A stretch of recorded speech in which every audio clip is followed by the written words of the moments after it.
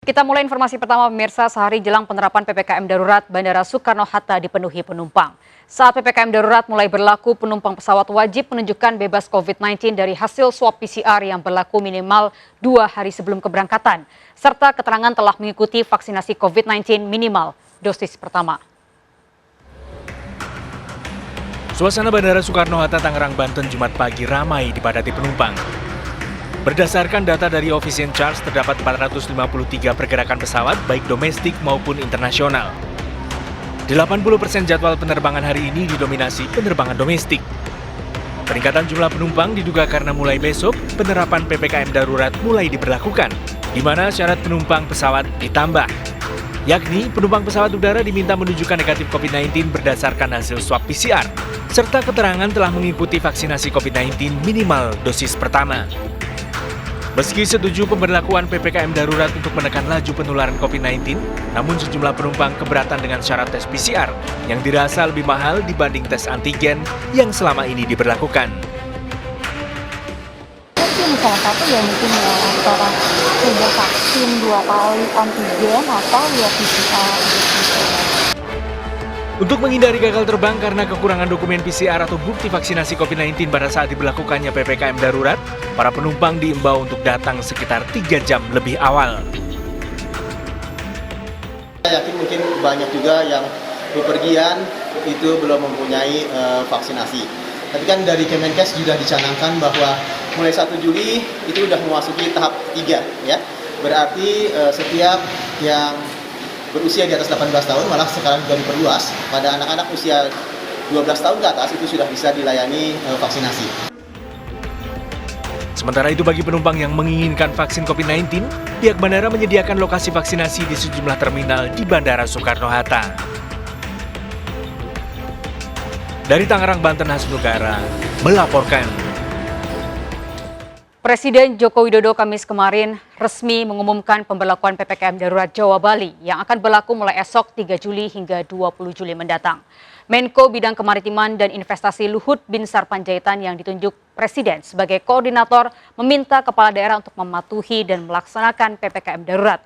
Kepala daerah yang tidak melaksanakan PPKM darurat diancam diberhentikan sementara.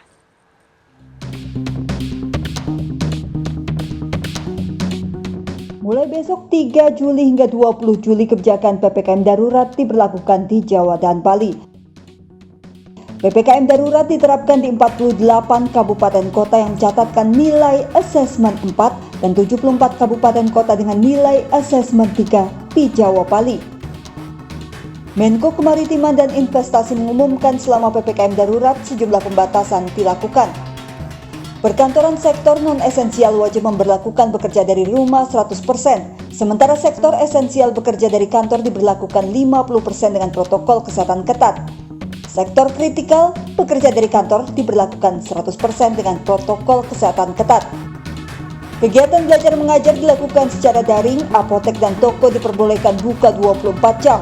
Mal atau pusat perbelanjaan ditutup sementara, namun supermarket, pasar tradisional, toko kelontong diizinkan beroperasi hingga pukul 8 malam dengan kapasitas 50% pengunjung. Restoran, rumah makan, kafe, pedagang kaki lima boleh menyediakan layanan antar serta dilarang melayani makan di tempat. Seluruh tempat ibadah termasuk tempat umum yang difungsikan sebagai tempat ibadah ditutup sementara. Penutupan fasilitas umum meliputi area publik, taman umum, tempat wisata atau area publik lainnya. Kegiatan konstruksi di tempat konstruksi dan lokasi proyek boleh beroperasi 100% dengan protokol kesehatan lebih ketat. Kegiatan seni budaya, olahraga dan sosial kemasyarakatan yang dapat menimbulkan kerumunan ditutup sementara. Pada sektor transportasi, penumpang dibatasi maksimal 70% dengan protokol kesehatan ketat. Resepsi pernikahan dihadiri maksimal 30 orang dengan protokol kesehatan ketat dan penyediaan makanan dengan wadah tertutup untuk dibawa pulang. Sementara pelaku perjalanan domestik pengguna moda transportasi jarak jauh harus menunjukkan kartu vaksinasi minimal dosis pertama serta hasil tes PCR H-2 atau antigen H-1. Masker wajib dikenakan saat berkegiatan di luar rumah serta tidak diperbolehkan menggunakan face shield tanpa masker. Kebijakan PPKM darurat ini wajib ditaati pemerintah daerah Jawa Bali.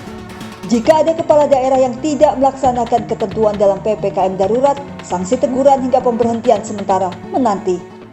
Dalam hal gubernur, saya ulangi, dalam hal gubernur, bupati, wali kota tidak melaksanakan ketentuan pengetatan aktivitas masyarakat selama periode PPKM darurat dan ketentuan poin 2 di atas dikenakan sanksi administrasi berupa teguran tertulis 2 kali berturut-turut sampai dengan pemberhentian sementara sebagaimana diatur dalam pasal 68 ayat 1 dan ayat 2 Undang-Undang Nomor 23 Tahun 2014 tentang pemerintahan daerah.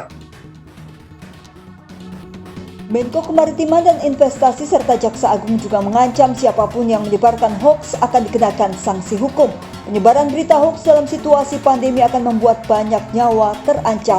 Sementara itu, Mendagri Tito Karnavian telah menyiapkan draft instruksi Menteri untuk mendukung pelaksanaan PPKM darurat. Mendagri juga menegaskan segala konsekuensi hukum yang akan dijatuhkan pada pelanggar protokol kesehatan. Melawan, ya ada pasalnya, pasal 212 sampai dengan 218 KUHP, melawan perintah petugas yang sah. Tuh. Kemudian selain itu juga peraturan daerah dan peraturan kepala daerah yang sudah dibuat dari tahun lalu, kami dorong, hampir semua daerah sudah memiliki perda dan perkada tentang ketaatan protokol kesehatan. Seluruh aturan dan kebijakan PPKM telah dibuat, namun aturan tidak akan berguna jika warga terus abai protokol kesehatan. Warga tetap diimbau untuk patuh protokol kesehatan dan tidak berpergian jika tidak perlu untuk memutus rantai penularan COVID-19. Dari Jakarta, Tim Liputan melaporkan.